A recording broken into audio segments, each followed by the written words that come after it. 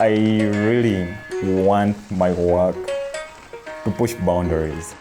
For now, what art is to me, like art is like my therapist. So when I break down the material, the work takes on a new form that people appreciate, and this is adding on the voices. My name is Ogwado Joachim, and I'm a visual artist based in Kampala, Uganda. In my practice, I pay a lot of attention to different materials, and these are materials I source from my community specifically, looking at the different functions they serve before people are done with them. Then that's the point I'm like, yeah, I can do something with this.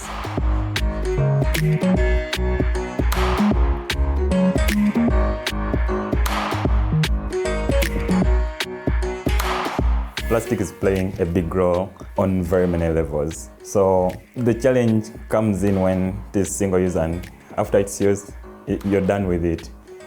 And reflecting on that, I was like, I can try to bridge this gap. Then when this person stops using the material, I come in and like, we can start building something together.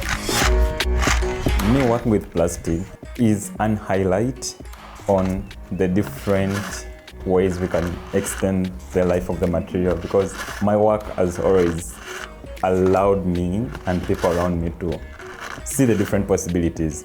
And in that way, we are sort of shifting people's minds on the material and what it can be used for, beyond it just being used for drinking water or for selling a soda, something like that. Plastic has a number of possibilities, and there are very many aspects in my process that I really think are really important, because first of all, like, if you have to work with plastic, you need to source this material, and there is that nomadic element of walking around, like covering different distances to source these materials, because the people that are using them are scattered everywhere, and whenever someone uses them, they sort of like find where to dispose it off. Some do it in the right way, some just do it randomly. So like there's that element of walking, and that way you're sort of like marking your territory and seeing like, people around here. Like when you come here around this time, you'll find this. When you come here around this time, you'll find this. And all those are really important. Then the other aspect is like the material is really strong, like in terms of durability. Then it is a strong, but again, it looks like it's a malleable material. It is more like, and like it is plastic. It has very many elements to it that are really fun when you start discovering them. Currently, I've really been paying attention to my childhood. I've been exploring a lot of nostalgia around play, and I'm feeling this difference between that age and where I am now. I'm like not that old though, but like there is a certain age when that willingness to do some things is like comes is like taking some risks and doing things people perceive crazy, sort of like when you reach certain ages, like sort of starts to diminish off. And so it is that thrill I'm trying to connect again with and be that child and create what my childhood best version would look at and be like, yeah, you did something. My work mostly starts with an idea. So we have an idea on ground and we're like, yeah, how are we going to execute this? It starts with appreciating the people that designed it before. Like, this bottle is not just a bottle, like it's a piece of art. Like it came from somewhere, like someone sat down, they thought really hard about it and like, yeah, this is going to pick someone's eye. The sketching will inform definitely the final work you're going to create. Then we think of the different materials we're going to use. So plastic comes in various sizes, various types, different micron levels. Like there's a lot of cutting that goes on because you need to break down the material. So we have a lot of tools we use.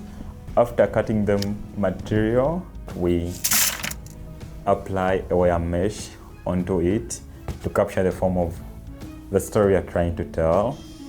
After wrapping the maquette with the mesh to capture the forms, we add a plastic layer that we shall later weave onto the plastic tops we have cut earlier on. The reason for my works being big and in the future being bigger is size invites people, like gives you this perspective of who you are in relation to the work and the idea that is trying to be conveyed. So it just creates as a round table where you can come and start having these different conversations.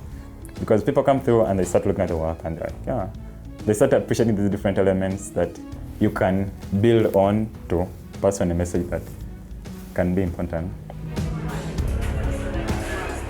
I had an opportunity to take part in a group exhibition that was called Elupe, and leading to this exhibition were various workshops that informed the final work. So we're exploring the Karamojong culture. People managed to appreciate who the Karamojongs are and see how they think. The work I did specifically, it was made out of plastic that was less than 30 microns, so it was mostly polythene bags. And there is this look people will have when they look at the work, and they first wonder, like, how did you do this? Then you tell them how you did it, and they're like curious, like, how did you even end up with this? Like, can you use this for this? Yeah, so it was like a seed that was planted to start working with this different size of plastics that I wasn't like accustomed to before, because I have this background in sculpture now. Yeah, they opened up a new gate for me to start exploring now, trying to work with 2D works.